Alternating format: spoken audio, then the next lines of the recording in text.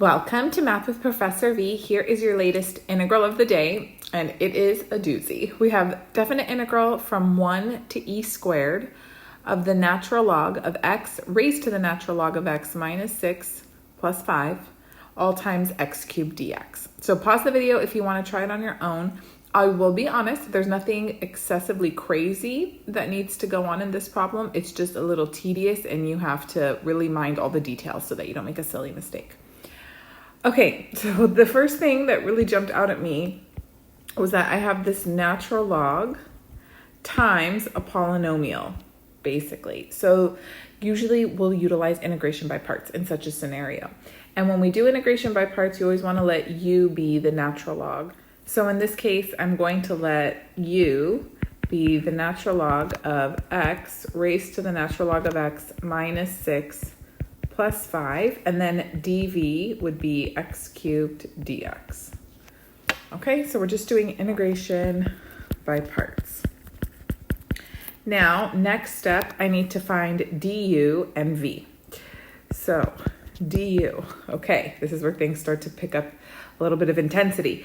Derivative of ln something is 1 over the something, so 1 over x raised to the natural log of x minus 6, and then we have to apply chain rule and multiply by the derivative of the argument, x to the ln of x minus 6. Well, how are we going to figure out that derivative?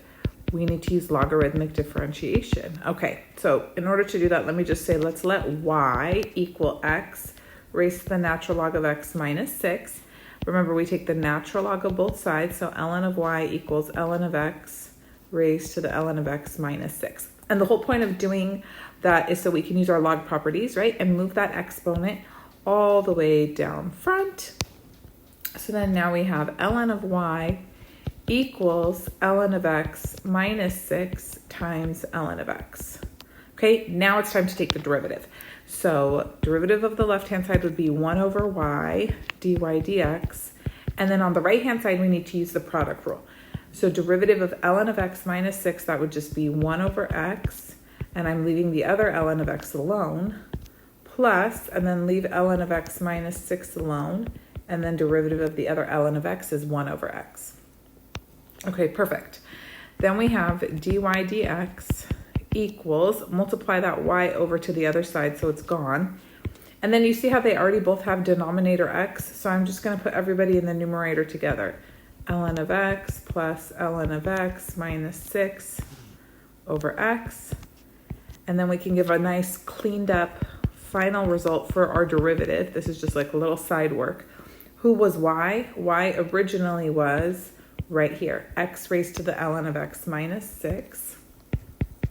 X raised to the ln of x minus 6 times, oh, this is 2 ln of x minus 6 over x. Okay, so this I'm going to copy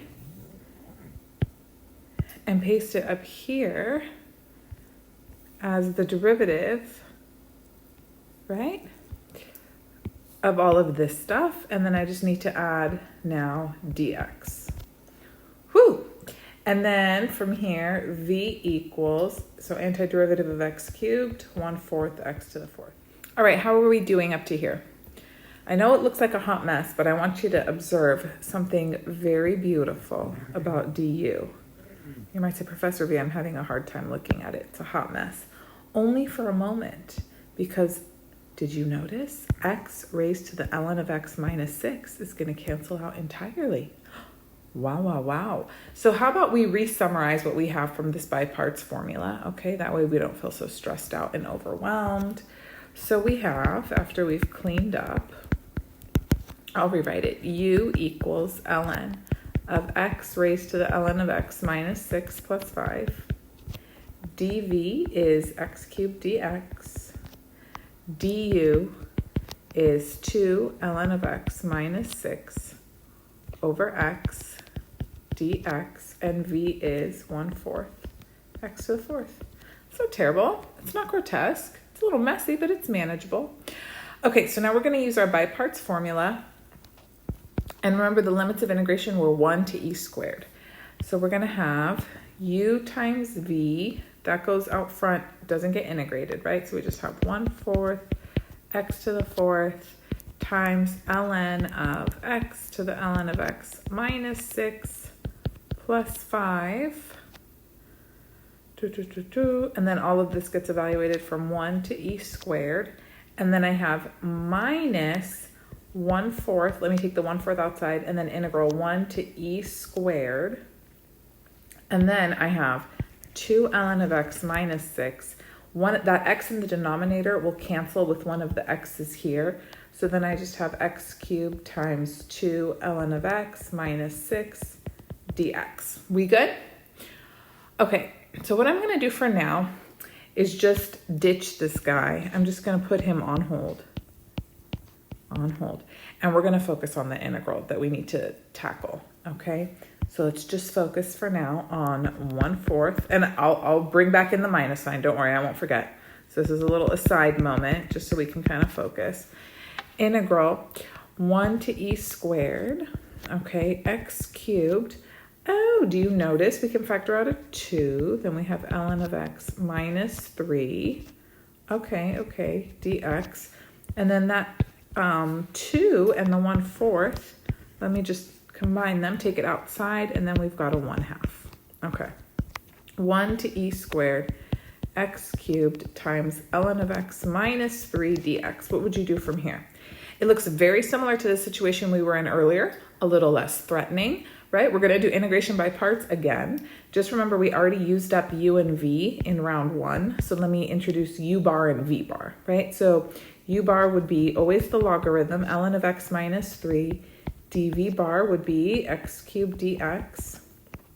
Good. du bar, 1 over x dx.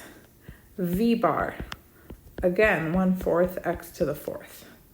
Okay, perfect. So then what do we have going on? We have this 1/2 sitting outside, minding its business. Then we have u bar, v bar. So that's going to be another 1/4 x to the 4th times ln of x minus 3. That gets evaluated from 1 to e squared. And then minus 1/4 integral 1 to e squared. Again, see how 1 over x is going to cancel with one of the x to the 4th? So then I just have x cubed dx. Oh my goodness. And finally, we're home free, right? Oh, that integral you could just do in your sleep. Okay, what else am I noticing? Oh, I can take this 1/4 out from everybody. So then now I have a 1/8 outside. 1/8 outside, x to the 4th times ln of x minus 3 minus, okay, I already took this 1/4 out, but if I integrate x cubed, then I get 1/4 x to the 4th. And then that's evaluated from 1 to e squared. Whew, very nice, guys, very nice. Okay, now from this step, I'm actually going to take the 1/4 out again. You'll see why in just a moment. So if I factor out another 1/4, this becomes 1 over 32, 4x to the 4th, very good, times ln of x minus 3, minus, now that 1/4 is gone. And then anything else we can factor out? Why, yes, an x to the 4th. So let's take that out as well. X to the 4th over 32. I'm going to evaluate all the limits together in just a moment. So this is 4 times ln of x minus 3 minus 1. Okay. And then keep in mind, what does this end up being? 4 ln of x minus 12 minus 1. So we have x to the 4th over 32 times 4 ln of x. I'm just wanting to have as few terms as possible because I'm going to start evaluating it at the limits of integration in just a hot second. Okay, so altogether, remember the part that we had hanging out from round 1 that we put on hold, round 1 of integration by parts? Let me show you. This guy, he's going to come back. And you see how there's a 1/4 x to the 4th? Yeah, so I'm going to actually take out a 1/8. That way they can both have a 1 over 32 x to the 4th. So I'm going to add an 8 here, an 8 on both of them. Okay, maybe I'll copy it down below so you don't get lost in the sauce. Okay, and then there was a minus sign in front of all of this stuff here. So we have this on hold. Okay, so now I'm going to take out 1 over 32. x to the fourth. This is going to become 8 natural log of x to the natural log of x minus 6 plus 40, exactly, plus 40 minus this guy, so minus 4 ln of x plus 13, evaluated from 1 to e squared. Whew, we got it. Okay, now from here, I'm not in the mood to rewrite everything, so can we just remember this is going to be 53?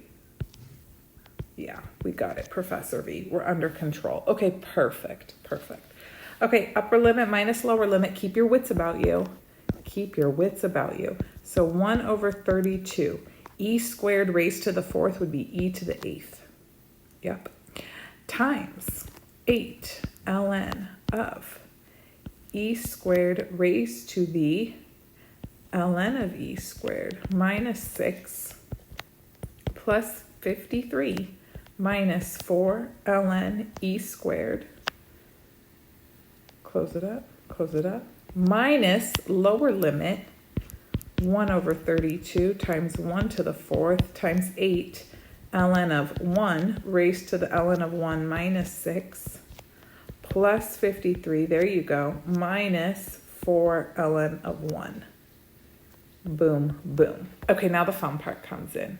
Are you ready? Okay. So we have here e squared raised to the ln of e squared. So this is just 2 minus 6. So that's going to be negative 4. So then this is e to the negative 8. Okay. So then we have 1 over 32 e to the 8th times 8 ln e to the negative 8 plus 53 minus, what is this all going to be? This is just going to give me 8. Very good. Perfect. Boom. Do we need another set of parentheses? I don't know if you feel like it. Minus, okay, this is where a lot of fun stuff happens. 1 over 32 times, okay, 1 raised to, anything is just going to be 1, so long as it's a finite number. Ln of 1, this is 0. This is 0. So what do I have? Just 1 over 32 times, yeah, that 53. Going strong. Okay, perfect. So this is going to give me ln of e to the negative 8, that's just negative 8. So all of this ends up being negative 64 plus 53 minus 8, and then minus 53 over 32. And we already have denominator 32 for everybody. So e to the 8th times negative 64 plus 53 minus 8 minus 53 over 32. And then I get negative 19 e to the 8th minus 53 over 32. You could take the negative outside if you want. Do you want? After all that work, minus 19 e to the 8th plus 53 over 32. And voila, box that with immense pride. This was not exceptionally difficult nor tricky. It was just tedious, and you really had to focus because there were just so many little moving parts. It's easy to make a mistake. I wrote out a lot of extra steps that when I did it myself, I kind of skipped a few little algebraic simplifications here and there. So if you were like, why is Professor V writing so much? Just because I didn't want anyone to get lost. I wanted, anyone in Calc 2 to be able to follow along. So let me know how you liked it or hated it. I thought it was fun. I think it's too long to put in the integration bee, and it's too difficult to make an easy mistake. I don't know if this would be a good one in a competition, but comment down below what you thought of it. Did you get it on your own? Did you do something different? And if you need to review any of your calculus integration techniques, you're in the right place. Check out the rest of this playlist or my Calculus 2 video lectures. I also have a full library of videos on Calc 1, 3, differential equations, pre-calc, stats, trig, so much more. And don't forget to follow me on Instagram and TikTok, Math with Professor V. Thanks, guys. Oh, and did I say subscribe and give it a thumbs up?